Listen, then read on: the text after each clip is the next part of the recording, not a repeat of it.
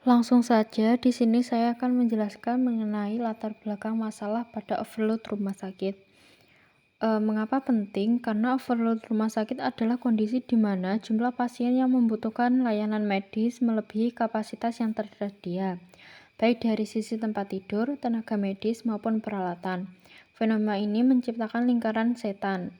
Beban berlebih menurunkan kualitas layanan, memperlambat pemulihan pasien, dan pada akhirnya meningkatkan tekanan pada sistem lebih lanjut. Selanjutnya, mengenai definisi sistem dinamis. Apa itu sistem dinamis? Sistem dinamis adalah pendekatan pemodelan yang menganalisis bagaimana variabel-variabel dalam sistem berinteraksi dan berubah sepanjang waktu melalui mekanisme umpan balik.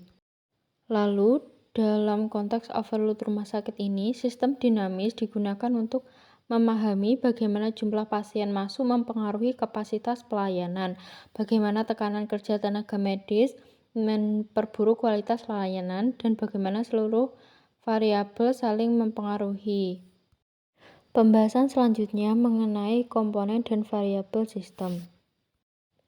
Untuk komponen sistem sendiri ada beberapa. Yang pertama yaitu untuk stok atau akumulator, seperti jumlah pasien rawat inap, kapasitas layanan rumah sakit, tingkat kelelahan tenaga medis.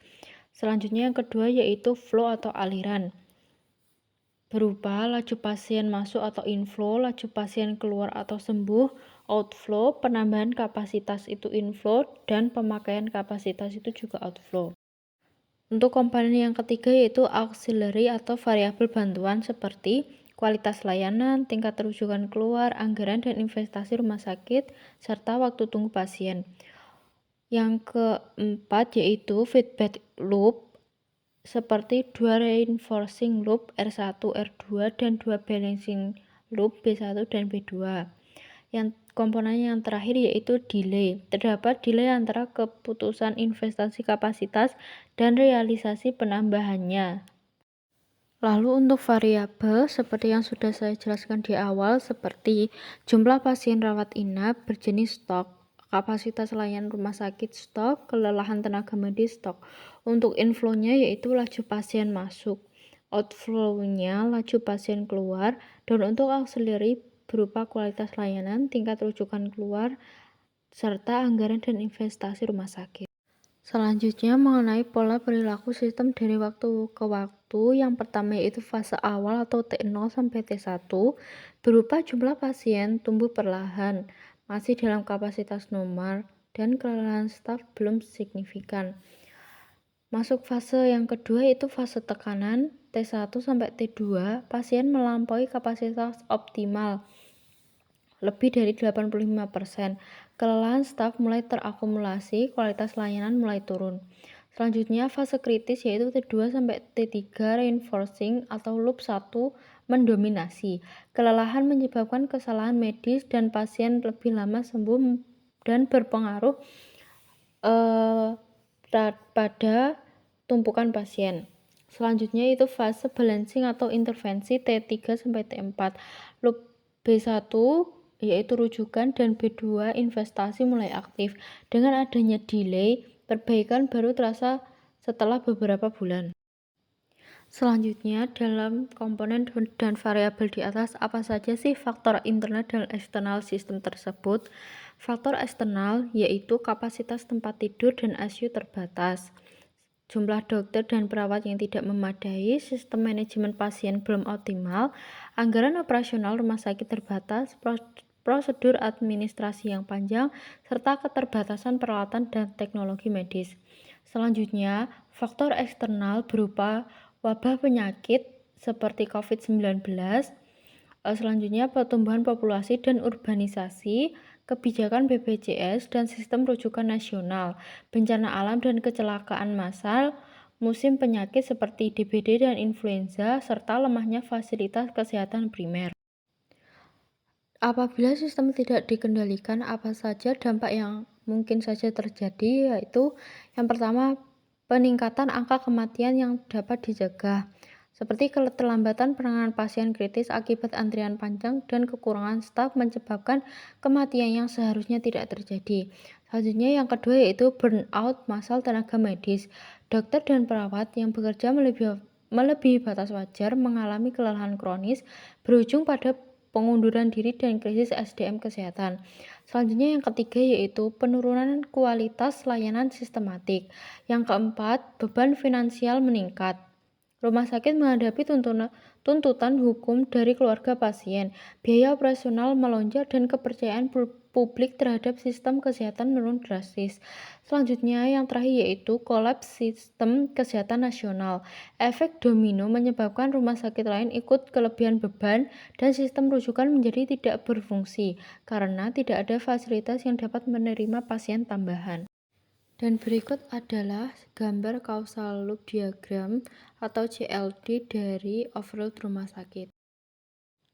Lalu penjelasannya yaitu untuk laju pasien masuk ke jumlah pasien bertanda plus, jumlah pasien ke kelebihan tenaga medis bertanda plus, selanjutnya jumlah pasien ke kapasitas layanan rumah sakit tanda min, kelelahan tenaga medis ke kualitas layanan bertanda min, dan kapasitas layanan rumah sakit ke kualitas layanan bertanda plus. Selanjutnya kualitas layanan ke laju pasien keluar bertanda plus. Untuk kapasitas layanan rumah sakit ke tingkat rujukan keluar bertanda min, serta tingkat rujukan keluar ke jumlah pasien bertanda min. Anggaran dan investasi ke kapasitas layanan rumah sakit bertanda plus. Yang terakhir yaitu kualitas layanan ke waktu tunggu bertanda min. Berikut adalah analisis diagram stock and flow sistem overload rumah sakit. Stok yang pertama yaitu pasien. Inflow-nya laju pasien masuk dari IGD, poliklinik, dan rujukan masuk. Outflow-nya berupa laju pasien keluar berupa sembuh, meninggal, atau dirujuk keluar. Untuk stok yang kedua yaitu kapasitas. Inflow-nya penambahan kapasitas seperti investasi, rekrutmen SDM baru. Outflow-nya pemakaian kapasitas oleh pasien rawat inap. Untuk stok yang ketiga yaitu kelelahan. Inflow-nya berupa akumulasi beban kerja berlebih dan jam kerja panjang. Untuk outflow-nya yaitu istirahat, rotasi kerja, dan pemulihan staf medis. Pembahasan selanjutnya yaitu rekomendasi kebijakan berupa strategi berbasis stock and flow. Yang pertama yaitu memperkuat fasilitas kesehatan primer, kurangi inflow pasien ke RS besar dengan meningkatkan kapasitas puskesmas dan klinik pratama. Jika laju masuk menurun, maka stok pasien berkurang. Selanjutnya yaitu yang kedua, sistem penjadwalan yang dinamis staf, rotasi dan batas kerja jam maksimum mempercepat outflow kelelahan. Selanjutnya yang ketiga yaitu percepat discharge dan rujukan. Optimalkan protokol pemulangan pasien untuk memperbesar outflow stok pasien. Yang keempat yaitu investasi infrastruktur dan teknologi. Tingkatkan inflow pada stok kapasitas melalui pembangunan ruang baru dan adopsi teknologi diagnostik AI untuk mempercepat penanganan. Pembahasan yang terakhir yaitu kesimpulan. Apa saja sih yang dapat kita pelajari dari sini? Yang pertama yaitu overload rumah sakit adalah masalah sistemik, bukan sekedar kekurangan tempat tidur.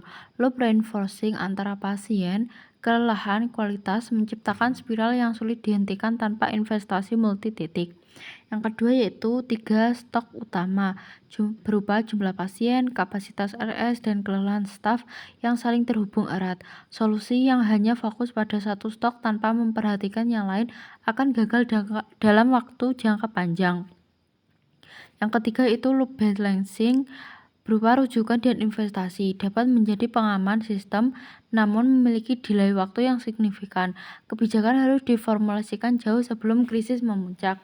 Yang terakhir yaitu pendekatan dinamika sistem membuktikan bahwa solusi terbaik adalah memperkuat fasilitas primer seperti menekan inflow sambil secara paralel meningkatkan kapasitas dan menjaga kesehatan tenaga medis. Sekian presentasi dari saya. Bila ada kurang lebihnya saya mohon maaf. Wassalamualaikum warahmatullahi wabarakatuh.